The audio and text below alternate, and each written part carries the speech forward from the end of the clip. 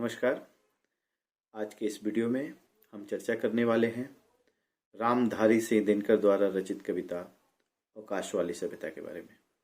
जी हाँ, अवकाश वाली सभ्यता जो कविता है यह 12वीं कक्षा में पढ़ने वाले विद्यार्थियों जो वेस्ट बंगाल बोर्ड में पढ़ रहे हैं उनके सिलेबस में अंतर्गत ही आता है और जो इस बार फाइनल परीक्षा 12वीं के दे रहे हैं उनके लिए बहुत महत्वपूर्ण चैप्टर है। तो आप लोग 12वीं कक्षा में पढ़ने वाले विद्यार्थियों के लिए विशेष ये है कि आप लोग ध्यान दे के सुने। इसकी पंक्तियों पे हम लोग पंक्तियों के मूल भाव को व्याख्या को समझने की कोशिश करेंगे और चर्चा करते हैं। चलिए सीधे आते हैं। पहले हम पंक्ति को पढ़ते हैं, अवकाश वाली सभ्यता के बारे में जानते हैं, उसके बाद उसके व्याख्यान, उसके संदर्भ, उसके कठिन शब्दों के अर्थ सब पे धीरे धीरे चर्चा करेंगे हम। ठीक है ना? तो सबसे पहले पंक्ति पढ़ते हैं। ठीक है, तो आइए। तो पंक्ति कुछ इस तरह है। मैं रात के अंधेरे में सितारों की ओर देखता हूं, जिनकी रोशनी भविष्य तक जाती है। अनागत से मुझे यह खबर आती है कि चाहे लाख बदल जाए मगर भारत भारत रहेगा। जो ज्योति दुनिया में बुझी जा रही है वह भारत के दाहिने करतल पर चलेगी। यंत्रों से थकी हुई धरती उस रोशनी में चलेगी। साबरमती, पांडिचेरी, तिरुमलई और दक्षिणेश्वर ये मानवता के आगामी मूल्य पीठ होंगे। जब दुनिया झुलसने लगेगी, शीतलता की धारा यहीं से जाएगी। रेगिस्तान में दौड़ती हुई संततियां थकने वाली हैं, वे फिर पीपल की छाया में लौट आएंगे। आदमी अत्यधिक सुखों के लोभ से ग्रस्त है, यही लोभ उसे मारेगा। मनुष्य और किसी से नहीं, अपने आविष्कारों से हारेगा। ठीक, तो आज हमने जो भी पढ़ा इसके बारे में हम लोग आज चर्चा करेंगे, इसके मूल भाव को समझने की कोशिश करेंगे। सबसे पहले आप एक काम कीजिए, इसके कुछ कठिन शब्द हैं, विशेष कुछ कठिन शब्द इसमें है नहीं, लेकिन फिर भी जो मुझे लगा कि लिखा देना चाहिए कुछ कठिन शब्द के अर्थ, वो मैं आपको बता दे रहा हूं, आप लोग नोट डाउन कर लीजिए। अंधेरे अंधकार को कहते हैं, लेकिन यहां पे अंधकार जो है वो भ्रष्टाचार और विषमता का प्रतीक है। ठीक है, समझिएगा अच्छे से। सितारा वैसे तारा को कहा जाता है, लेकिन यह तारा उम्मीद का प्रतीक है। ठीक, अनागत, अनागत से यहां तात्पर्य भविष्य से, जो आया ना हो। ठीक है, ज्योति, ज्योति का यूं तो अर्थ प्रकाश होता है, लेकिन यहां मानवता, प्रेम और विश्वास इसका प्रतीक है। ठीक है, करतल, करतल का अर्थ है हथेली। ठीक, जलेगी मतलब रोशन होगी, प्रकाशमय होगी। मूल्य, मूल्य कहा जाता है आदर्श को, आदर्श, मूल्य का अर्थ है आदर्श। पीठ किसी संस्था या संघ को कहा जाता है, संस्था या संघ लिख लीजिए। ठीक है, संततिया मतलब संतानें। मुझे लगता है कुछ ही कठिन शब्द थे जिसके अर्थ मैंने बता दिए। तो चलिए अब हम लोग इसके एक एक लाइन को समझने की कोशिश करते हैं। और उसके पहले मैं ये बता दूं कि अवकाश वाली सभ्यता ये जो कविता है यह द्वितीय विश्व युद्ध के बाद जो अराजकता, जो विषमता समाज में जो विश्व में फैली, उसको देखते हुए जो यंत्रों से, आविष्कारों से, आविष्कार किस लिए किया गया था? खुद की सुख सुविधा के लिए। लेकिन आप लोग को पता होगा कि द्वितीय विश्व युद्ध में कैसे अमेरिका ने हिरोशिमा नागासाकी जो है उस पे परमाणु बम गिरा के मानव जीवन का सत्यानाश किया था, मानवता को सर्वनाश किया था। तो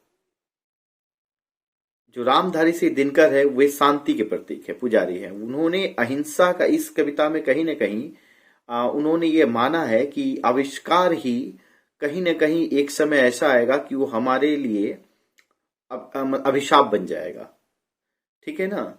और चूंकि वे मानते हैं कि इस दुनिया जो ये युद्ध और यंत्र के लालच में या सत्ता के लालच में जो डूब जाएगी, आविष्कार अत्याधुनिक टेक्नोलॉजी के नाम पे खो जाएगी, मतलब उसमें सराबोर हो जाएगी, उस दुनिया को अगर फिर से कोई जिंदा करेगा, जो फिर से कोई अपनी सभ्यता, संस्कृति अपने आध्यात्मिकता से फिर से मानवता का पाठ पढ़ाएगा तो भारत ही होगा, और शांति का पाठ अगर कोई पढ़ाएगा तो भारत ही होगा। ठीक ना। तो इन्हीं सब बातों को ध्यान में रखते उन्होंने ये कविता लिखा, अवकाश वाली सभ्यता, द्वितीय विश्व युद्ध के बाद। तो चलिए अब एक एक लाइन पे हम लोग चर्चा करते हैं। देखिए, मैं रात के अंधेरे में सितारों की ओर देखता हूं। कवि कहते हैं कि मैं रात के अंधेरे में, जब रात होता है और अंधेरा आता है, तो मैं सितारों की ओर देखता हूं। वो सितारा जो सबसे तेज चमकता है।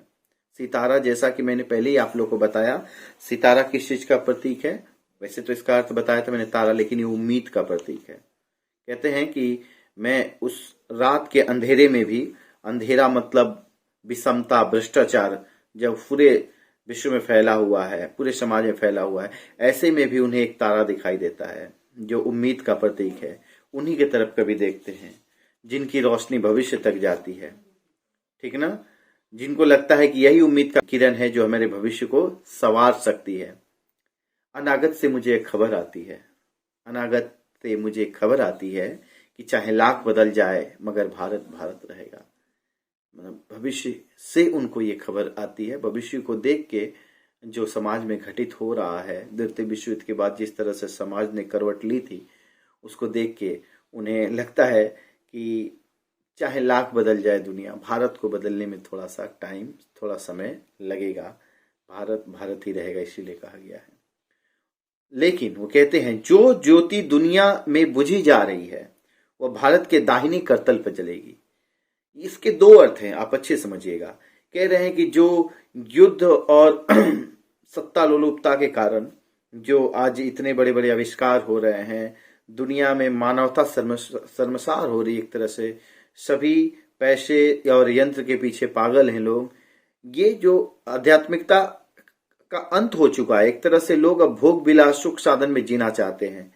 ठीक ना। ये जो भारतीय सभ्यता और संस्कृति का एक तरह से विलुप्त होते जा रही है, वो फिर से लौटेगी, वो रोशनी फिर से लौटेगी। और रोशनी लौटाएगा कौन? वह रोशनी, जैसा कि आप लोग जानते होंगे कि दक्षिण भारत से ही भारत में जो है धार्मिक आंदोलन चलाया गया था, शुरुआत वहीं से हुई थी।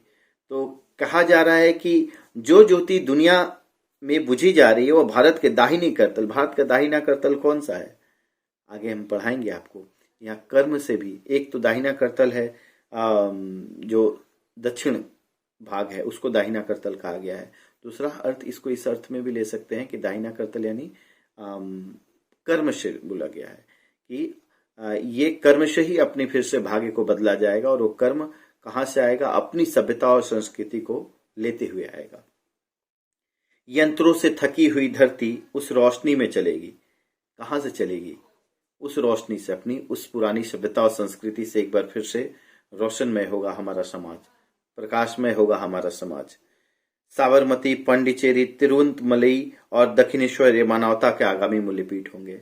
और हमारी सभ्यता और संस्कृति का जो प्रचार प्रसार है या उद्घोष है, कौन कहां से होगा? ये फिर से वही साबरमती, गांधी जी का, पांडिचेरी, तिरुवंतमलई, दक्षिणेश्वर, यहीं से फिर मानवता के आगामी मूल्य पीठ होंगे। मतलब आदर्श के पाठ फिर से यहीं से पढ़ाए जाएंगे।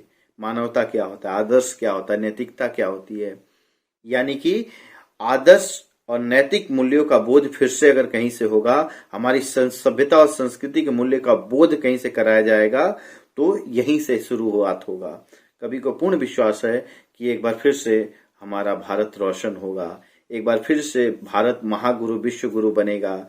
और विश्व गुरु बनने की दिशा में अगर कोई चीज ऐसा है जो आगे आएगा सबसे पहले, तो यही मानवता के आगामी मूल्य पीठ यही चार बनेंगे: साबरमती, पांडिचेरी, तिरुवंतमलई और दक्षिणेश्वर। जब दुनिया झुलसने लगेगी, शीतलता की धारा यहीं से जलेगी। झुलसने लगेगी मतलब जलने लगेगी। जिस तरह से युद्ध और संत्रास में दुनिया एक दूसरे पे कब्जा करने के लिए कैसे एक दूसरे को मार काट रहे हैं, मानवता एक तरह से खत्म होते जा रही है। ऐसे समय में मानवता का पाठ अगर कोई पढ़ाएगा तो यहीं से पढ़ाया जाएगा। शीतलता की धारा मतलब कह सकते हो कि ठंडक, यहाँ से अपनी सभ्यता और संस्कृति की धारा कहीं से बहेगी तो यहीं से बहेगी। रेगिस्तान में दौड़ती हुई संततियां थकने वाली हैं, ये फिर पीपल की छाया में लौट आएंगी। और जैसे पानी के प्यास में रेगिस्तान में आप दौड़ते रह जाओ, पानी नहीं मिलेगा, ठीक उसी तरह यंत्रों में इंसान भले कितना भी सुविधा भोगी हो जाए और दौड़ते रह जाए कि उसको सुख मिलेगा, एक दिन ऐसा आएगा जब वो पीपल की छांव में लौट आएगा। उस पीपल की छांव में जो बोध गया में है, जहां से महात्मा बुद्ध ने शांति का उपदेश पूरे विश्व को दिया था। ठीक ना। आदमी अत्यधिक सुखों के लोभ से ग्रस्त है, यही लोभ उसे मारेगा। मनुष्य और किसी से नहीं, अपने आविष्कारों से हारेगा। अंत में कवि क्या कह रहे हैं कि आजकल का इंसान क्या हो गया, सारी चीजों को उसने छोड़ दिया है, किस पे? यंत्रों पे छोड़ दिया है। मशीनीकरण हो गया है चीजों का, वो काम करना नहीं चाहता, सब चीज टेक्नोलॉजी पे डिपेंड होते जा रहा है धीरे धीरे। यही उसके एक न एक दिन विनाश का कारण बनेगा। और ये जो आज सोच रहा है कि बिना खटे वो सिर्फ आराम करे, यही आराम उसे एक दिन नष्ट कर देगा। और ये जो अत्यधिक सुख को भोग करने का जो लोभ है ना, यही उसके लिए एक दिन कह सकते हो कि विनाश का कारण बनेगा। मनुष्य इसीलिए कभी कहते हैं मनुष्य और किसी से नहीं, अपने आविष्कारों से हारेगा।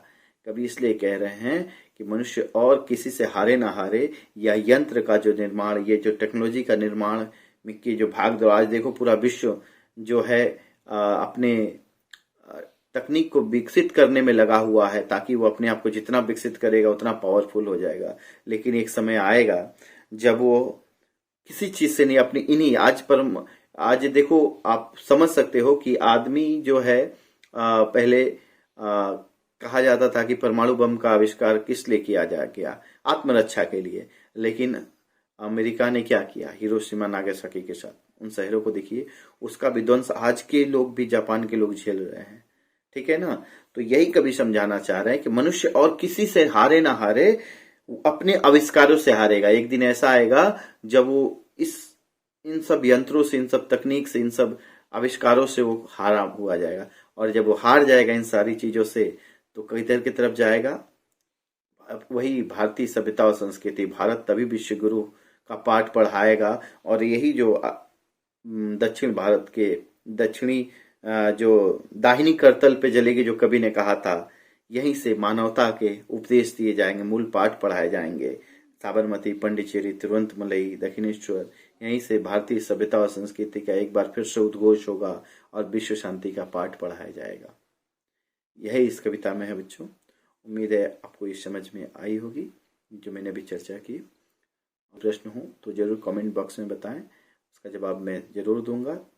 और एक और वीडियो, इसका दूसरा भाग बनेगा, जो बची हुई पंक्ति है उसके व्याख्यान में अगले पार्ट में करूंगा। तब तक इस चैप्टर को पढ़िए, सुनिए, समझिए। मिलते हैं अगले वीडियो में।